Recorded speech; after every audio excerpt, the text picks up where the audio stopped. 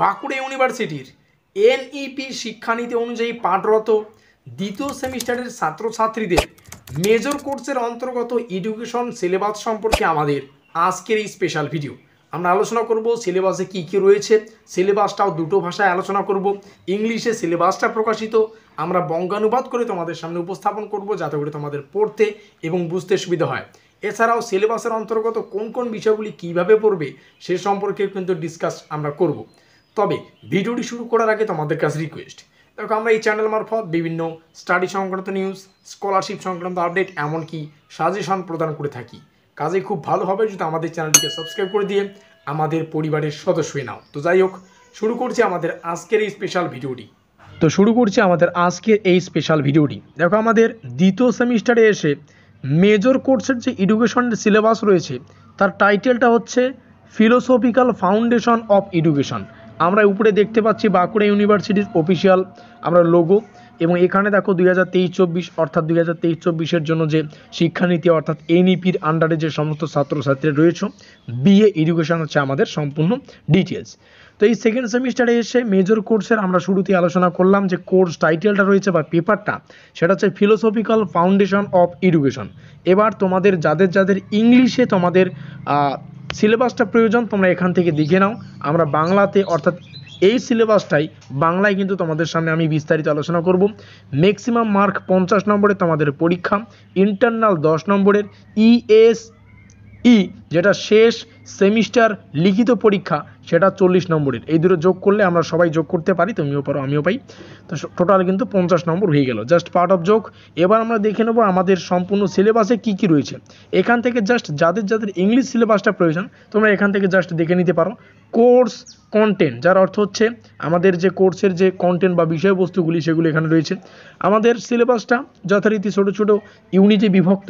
Unit 1 যেখান থেকে পড়তে হবে ফিলোসফি অ্যান্ড এডুকেশন, ইউনিট 2 যেখান থেকে পড়তে হবে western schools of philosophy, unit 3 থেকে পড়তে হবে ইন্ডিয়ান স্কুলস অফ ফিলোসফি, এবং ইউনিট 4 যেটা আমাদের সর্বশেষ ইউনিট যেখান থেকে পড়তে হবে ন্যাশনাল ভ্যালুস। এবার এখানে এই সমস্ত ইউনিটগুলি রয়েছে। আমরা প্রত্যেকটা সিলেবাসের অন্তর্গত প্রত্যেকটা বিষয় এখন আমরা বঙ্গানুবাদ করে আলোচনা করব। সুতরাং বাংলা একটু দেখে নেওয়া যাক আমাদের সিলেবাসটা কী কী হয় এবং এর মধ্যে কোন কোন বিষয়গুলি আমরা কীভাবে পড়ব। So let's see.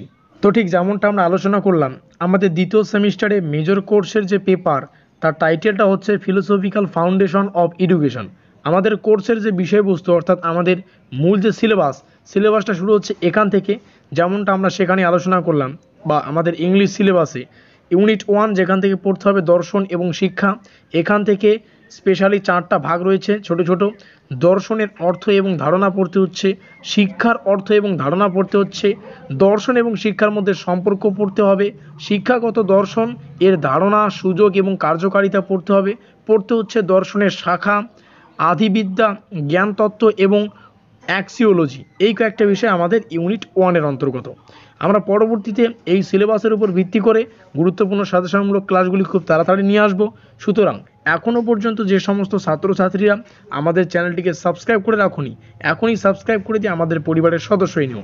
আমরা চোখ রাখবো আমাদের সিলেবাসের অন্তর্গত দ্বিতীয় ইউনিটে, ইউনিট 2 যেখান থেকে পড়তে হবে ওয়েস্টার্ন স্কুল অফ ফিলোসফি। এখান থেকে পড়তে হচ্ছে আদর্শবাদ, বস্তুবাদ, বাস্তববাদ যেটাকে বলছেন, প্রকৃতিবাদ, বাস্তববাদ নীতির বিশেষ উল্লেখ সহ শিক্ষার লক্ষ্য, পাঠ্যক্রম, পাঠদান পদ্ধতি, শিক্ষকের ভূমিকা এবং শৃঙ্খলা। এগুলো আমাদের ইউনিট 2-এর অন্তর্গত।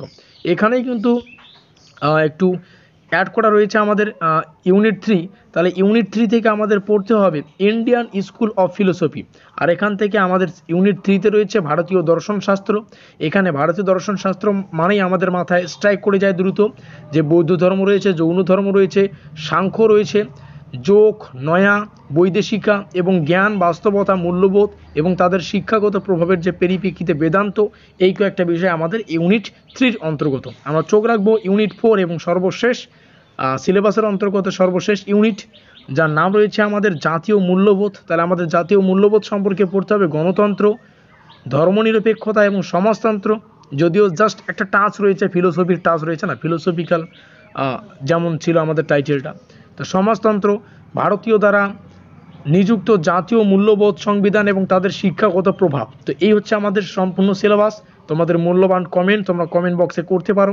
ডেসক্রিপশন বক্সে অন্যান্য সাজেশনমূলক ক্লাস তো থাকবেই, এছাড়াও অন্যান্য কিন্তু সিলেবাসমূলক যে ভিডিওগুলি রয়েছে তার লিস্ট রয়েছে, তোমরা সেখান থেকে দেখে নিতে পারো। অবশ্যই বারংবার বলছি, ভিডিওটি ভালো লাগলে লাইক করে দিয়ে বন্ধুদের কাছে অবশ্যই শেয়ার করে দিও। আর আবারও বলছি, এখনও পর্যন্ত আমাদের পরিবারের সদস্য হয়ে না থাকলে সাবস্ক্রাইব করে রেখে দিয়ে আমাদের চ্যানেলটিকে যেমনটা বললাম সাবস্ক্রাইব করে দিয়ে আমাদের পরিবারের সদস্য হয়ে নিও, যাতে করে পরবর্তী আপডেটগুলো খুব দ্রুত পেতে পারো। তো আমাদের আজকের এই স্পেশাল ভিডিওটি এই পর্যন্তই।